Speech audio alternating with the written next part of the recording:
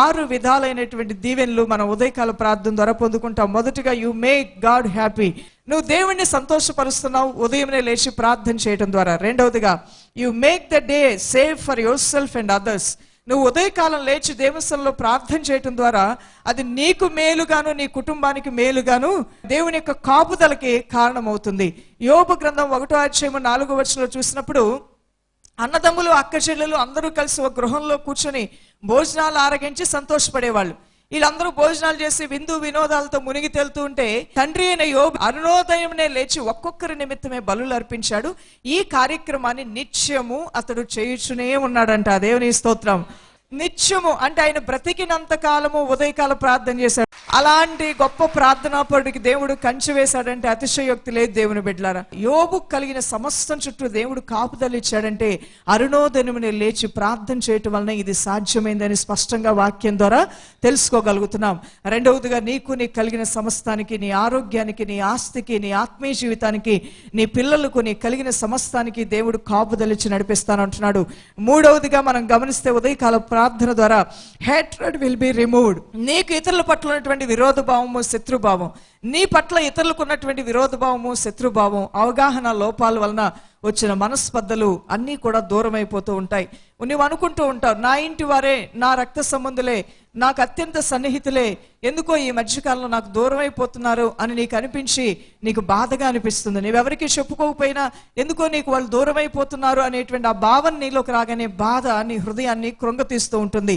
దేవాతి దేవుడు అంటున్నాడు, అటువంటి భావన, ఆ కృంగిన స్థితి నాకు తెలుసు కాబట్టి నీకు దూరం అయిపోతున్నటువంటి నీ వారిని నీకు సమీపంగా తెస్తాడు, నీకు విరోధులను కూడా మిత్రులుగా చేస్తానంటున్నాడు. ఇక 4వదిగా చూసినట్లయితే, you take back your blessings. నువ్వు కోల్పోయినటువంటి దీవెనలన్నీ మరలా నీ జీవితంలోకి వచ్చేస్తాయి. అన్నిటినీ తిరిగి నీ దేవుడు నీకు ఇస్తానంటున్నాడు. ఇప్పటి వరకు నువ్వెంత ప్రయాసపడినా పిడికిడే నీ జీవితంలో నువ్వు చూస్తున్నావేమో, ఇది మొదలుకొని సమృద్ధిగా నువ్వు చూడబోతున్నావు అంటున్నాడు ఆయన.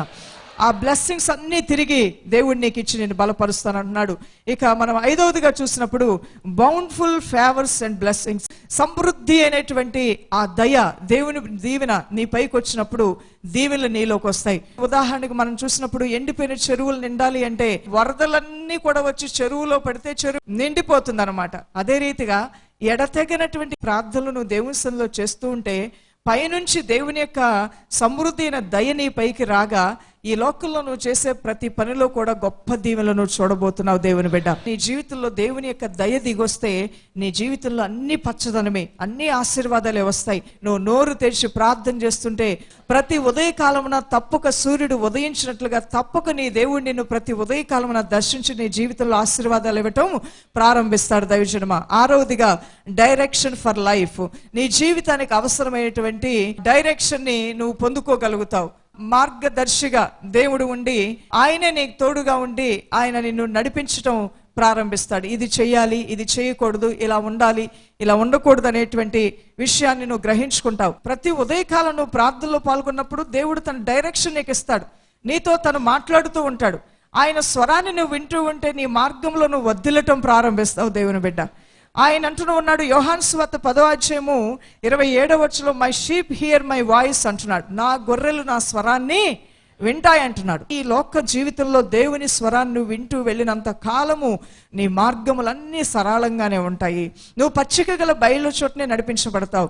దేవుని స్వరం వినే విషయంలో నెగ్లెక్ట్ చేశాడు సంసోను, దేవుని స్వరాన్ని వినే విషయంలో నెగ్లెక్ట్ చేశాడు ఆకాను, దేవుని స్వరాన్ని వినే విషయంలో నెగ్లెక్ట్ చేశాడు ఇస్కరియోతు, యూదా అనేటువంటి వాడు.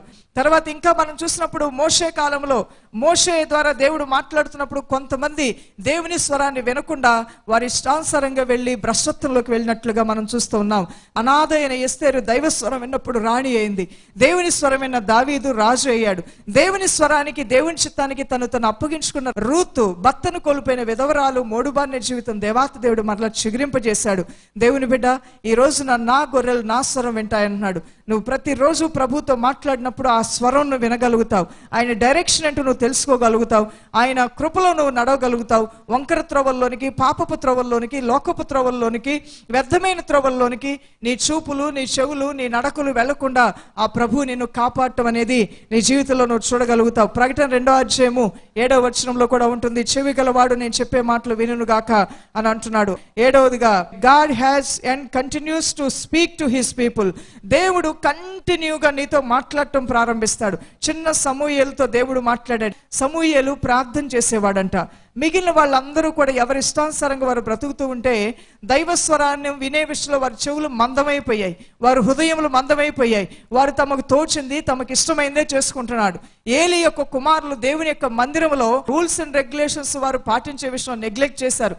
బలులు అర్పించిన తర్వాత అక్కడ కొంత ఆహారం అనేది యాజకులకు సంబంధించినటువంటి పరిచయలో ఉన్న వారికి ఇవ్వటం జరుగుతుంది. ఇంకా వాళ్ళు వచ్చి బలులు అర్పించి దేవునికి నైవేద్యం అర్పిస్తూ ఉండగానే తీసుకొచ్చినటువంటి పచ్చి ఆహారాన్ని వాళ్ళు పంచుకొని తినటం ప్రారంభించారు. దేవాలయం అంటే పవిత్రమైంది. దేవాలయంలో ఉండేటువంటి యాజకులు, అక్కడ దేవాలయంలో సేవకు సమర్పించుకున్నటువంటి వారిలో దేవుణ్ణి చూడాలనుకుంటారు వచ్చిన ప్రజలు. కానీ ఏలి యొక్క కుమారుల దెయ్యాలను చూశారంట అక్కడున్న స్త్రీలు. మందిరంలోకి రావాలంటే భయపడిపోయారంట. అపవిత్రులు ఉన్నారు ఇక్కడ మందిరంలో, ఈ అపవిత్రులు ఉన్న స్థలంలోనికి మనం వెళ్తున్నామే అని మనసులో మదనపడి హృదయంలో దుఃఖపడ్డారంట. అక్కడికి వచ్చినటువంటి స్త్రీలతో అసభ్యంగా ప్రవర్తించడం ప్రారంభించాడు. బయట ప్రజలు చూస్తే దేవునికి దూరం అయిపోయారు, లోపల మందిరంలో చూస్తే జరగవలసిన క్రమము జరగట్లేదు. అయినప్పటికీ కూడా వీళ్ళందరి మధ్యలో సమూయేలు మాత్రం దేవునితో మాట్లాడుతూ ఉన్నాడంట. ఆ రిలేషన్షిప్ అనేది కాపాడుకున్నాడు. లోకమంతా ఎలా పోయినా నాకు అనవసరం, నేను మాత్రం నా దేవునితో మాట్లాడతాను. చాలా మంది అంటుంటారు, వాళ్ళు ప్రార్థన చేస్తారు, వాళ్ళ జీవితం ఎందుకు ఎలా ఉంది, వీళ్ళ జీవితం ఎందుకు ఎలా ఉంది, వీళ్ళు పరిచయలో ఉంటారు, వీళ్ళు ఎందుకు ఎలా బతుకుతున్నారు, వాళ్ళు ఎందుకు ఎలా బతుకుతున్నారు. నీకెందుకు, నువ్వు దేవునితో మంచి సంబంధం కలిగి ఉండు. సమూయేలు ఎవరేం చేస్తున్నా పట్టించుకోలే. సమూయేలు చిన్నవాడి కంట్లో పడలేదా? ఏలి కుమారులు ఏం చేస్తున్నారు? వాళ్ళతో పాటే పడుకుంటున్నాడు, వాళ్ళతో పాటే లేస్తున్నాడు. మందిరంలో అందరూ ఒక దగ్గరే పడుకుంటున్నారు, ఒక దగ్గరే లేస్తున్నారు. కానీ వీళ్ళు దొంగోళ్ళని సమూయేలు తెలుసు, వీళ్ళు చెడ్డోళ్ళని తెలుసు, వీళ్ళు అపవిత్రమైన కార్యాలు చేస్తారని తెలుసు. ఆ అపవిత్రత కానీ ఆ చెడ్డతనం కానీ సమూయేలు తనలోనికి మాత్రం ఎన్నడూ రానివ్వలేదు. అందుకని అతను ప్రవక్త అయ్యాడు, అందుకని అతను అభిషిక్తుడయ్యాడు, అందుకని అతడు న్యాయాధిపతి అయ్యాడు, అందుకని అతడు 40 సంవత్సరాలు పరిపాలన చేయగలిగాడు రాజ్యాన్ని. అతని చేతులుంచి అభిషేకం చేయగా అభిషిక్తులైన గొప్ప దైవ సేవకులు లేపబడ్డారు. హల్లెలూయా.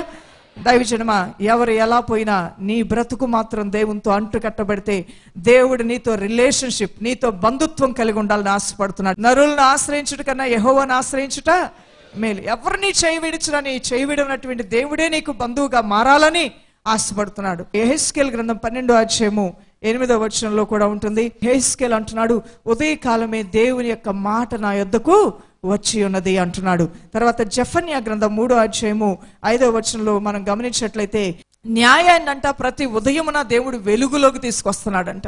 నీ మంచితనాన్ని దేవుడు వెలుగులోకి తీసుకొస్తాడు, నీ యొక్క త్యాగాన్ని దేవుడు వెలుగులోకి తీసుకొస్తాడు, నీ భక్తి కార్యాలని వెలుగులోకి తీసుకొస్తాడు.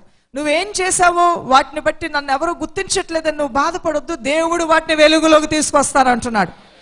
నువ్వెలా నీ కుటుంబానికి సేవ చేశావో, ఎలా నువ్వు కంపెనీకి సేవ చేశావో, ఎలా దేశానికి సేవ చేశావో, ఎలా నీ జీవితాన్ని సమర్పించుకుని భక్తిలో ఉన్నావో అది ఎవరూ గ్రహించకపోయినా ఒక మంచి శుభదినం ఉంది, దేవుడు వాటన్నిటిని వెలుగులోకి తీసుకొస్తాడు. వెలుగులోకి తీసుకొచ్చిన దేవుడు నీకు జీతాన్ని కూడా అనుగ్రహించి నేను గణపరుస్తానంటున్నాడు. యెషయా గ్రంథము 50వ అధ్యాయము 4-5 వచనాలు. అలసిన వారిని మాటల చేత ఊరడించుచు జ్ఞానము కలుగునట్లు శిష్యునికి తగిన నోరు యెహోవా నాకు దయచేసి ఉన్నాడు.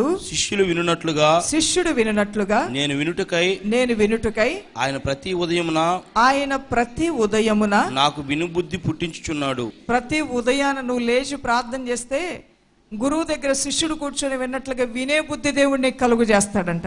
వినేది నువ్వైతే నీకు మంచి మాటలు నేర్పించేది దేవుడే. మంచి తలంపులు అనేవి నీకున్న ఆస్తి కన్నా చాలా ఉన్నతమైన దేవుని బిడ్డ.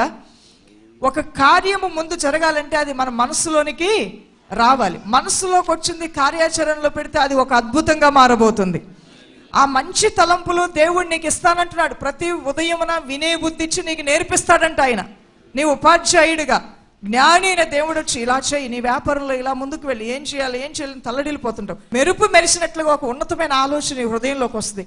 అప్పుడు అనుకుంటా, అయ్యో ఇన్ని రోజులు ఈ ఆలోచన నాకు రాలేదే, ఇలా చేస్తే తప్పకుండా నాకు ఫలితం రావచ్చని. నీకు వచ్చిన ఆ ఆలోచన తీసుకుని వెళ్ళి నువ్వు కార్యాచరణలో పెడితే అక్కడ ఒక అద్భుతం జరగబోతుంది. మంచి ఆలోచనలు, లెస్సైన ఆలోచనలు, శ్రేష్టమైన ఆలోచనలు, అవి నీ జీవితాన్ని బాగు చేసి దేశానికి నీ ద్వారా మేలు కలిగించే మంచి ఆలోచనలు దేవాతి దేవుడు నీకు అనుగ్రహించి ఆయన నడిపించి నిన్ను బలపరుస్తానని అంటున్నాడు. దేవుని దగ్గర విని నేర్చుకుంటే నీ జీవితం ఎంత ధన్యమైపోతుందో దేవుని బిడ్డ.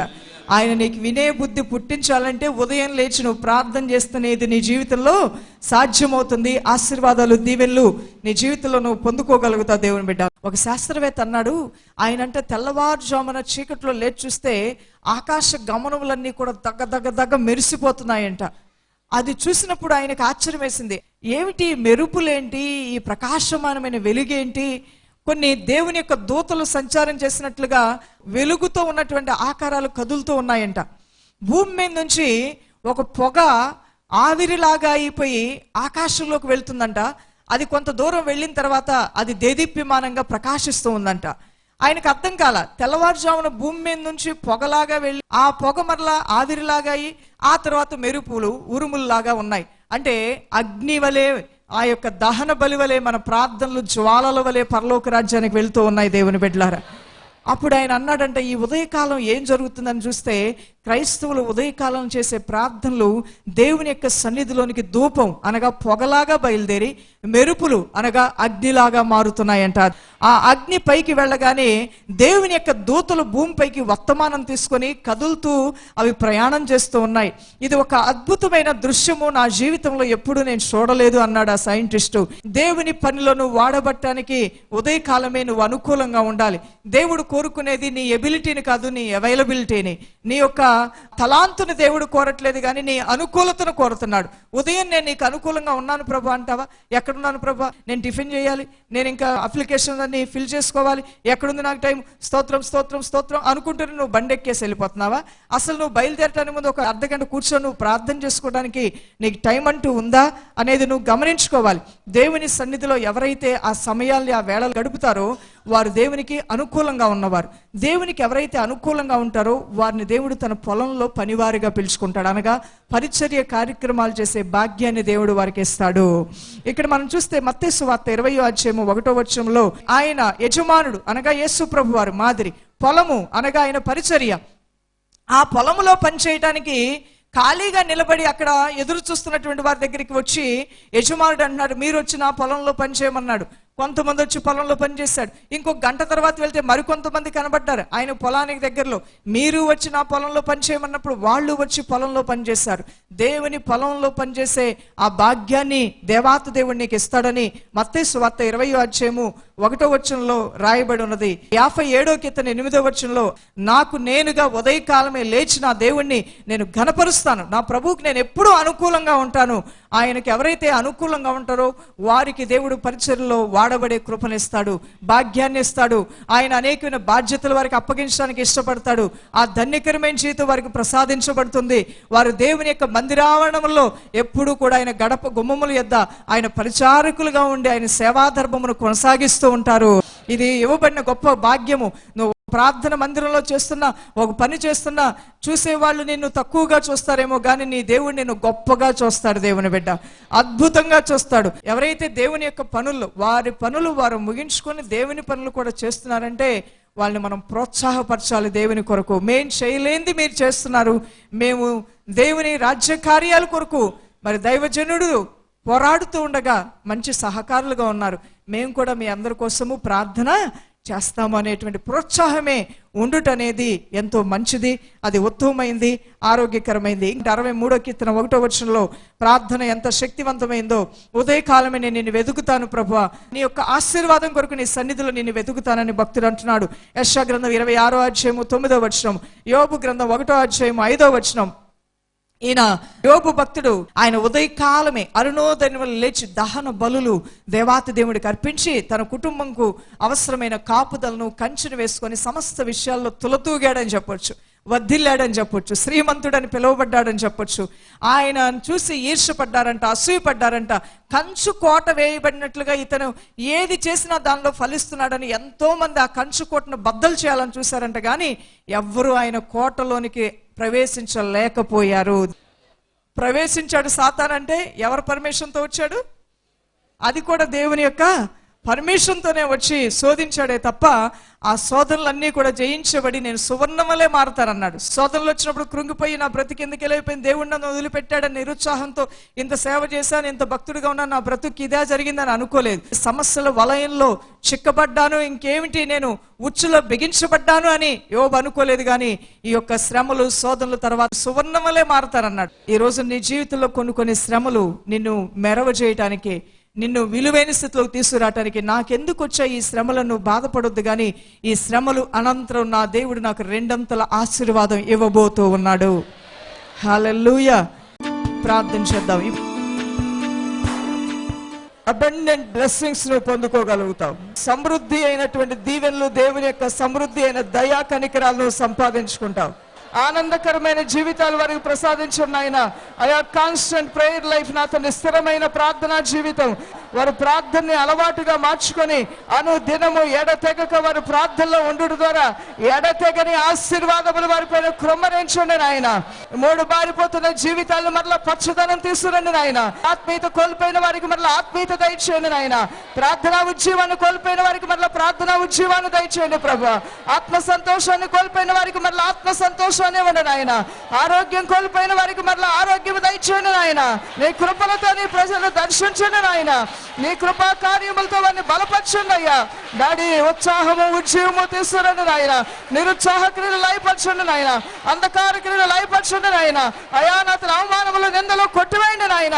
అయా నాతను నీ సన్నిధి కాంతి నీ ప్రియులమైన ప్రకాశింపజేయండి అయ్యా. నిండు హృదయంతో నిన్ను వెంబడించే కృప దయచేయండి. శరీరాధిపత్యం నుంచి విడుదల దయచేయండి. మనసు యొక్క ఆధిపత్యం నుంచి విడుదల దయచేయండి.